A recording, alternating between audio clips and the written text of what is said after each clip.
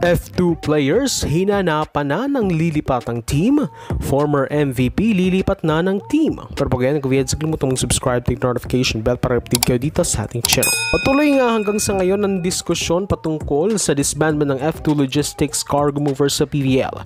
Di rin makakawala ang usaping lipatan ng mga players dito na for sure highly sought ng iba't ibang mga koponan. As we've said, mawala man ang F2 pero ang mga players dito ay posibleng di mawala na trabaho. Although patuloy pa rin ang mga heartbreaking messages ng mga players dito sa Cargo Movers na kung saan hirap pa ang mga ito na mag-move on sa nangyaring disbandment. Gayong tinuturing nila ang F2 di bilang trabaho lamang kundi iisa silang pamilya na napamahal sa isa't isa. Pero syempre di sila pwedeng magtagal sa pagkalugmok at may panahon rin silang mag-move on upang umusad sa buhay. Wala pa man ngang malinaw na report sa mga insiders, tila nakisawsaw na nga sa chika ang mismong One Sports.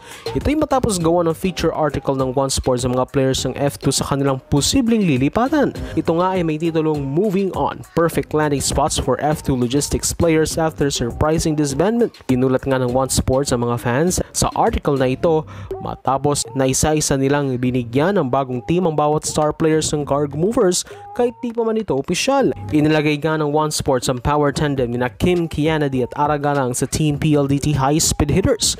Perfect fit umano ang dalawang superstar na ito na palaging kinakapost na PLDT team. Maaaring sila ang maging best na katulong umano ni Savannah Davison upang ibalik sa High Speed Hitters ang semi-slot. Well, kung matuloy ito, mas scary na PLDT sa susunod na conference.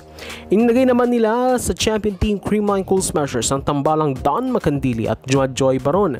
Tila sila nga rin ang binapantasyahang players ng SCCS fans na mapunta sa kanila as they can give Creamline a more dangerous image of a team. Effective nga siguro na gawing kapalit ni Joy si Zed na ngayon ay injured.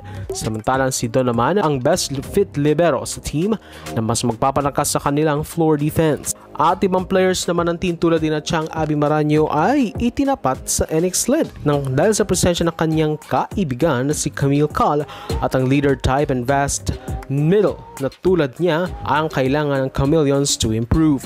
Gayon din si Ivy na nilagay sa Petrogas na kulang umano sa middle kaya bagay rito si Ibiang. At ang dalawang power hitters na si Jolina de la Cruz at Myla Pablo ay inilagay sa Signal at Chertigo respectively to reinforce their wing hitters.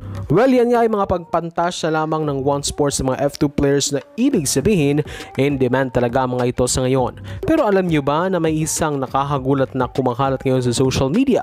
Ito kasi ay matapos na pag-usapan ng social media page ng isa sa leading brand ng bread ng Pilipinas na Gardenia.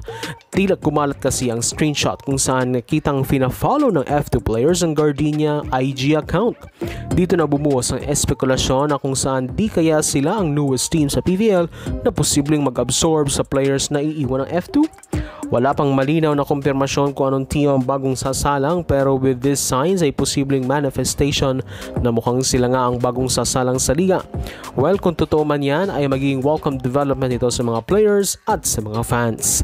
Samantala, back to hula naman tayo mga ka-V-Heads, tila maugo nga ngayon ang usap-usapan tungkol sa isang MVP player na di umano ay mukhang lilipat bakod na. Kasunod nga yan ang kanyang mga cryptic post sa social media ay mukhang hudyat na nga ito na siya'y mapunta sa ibang team.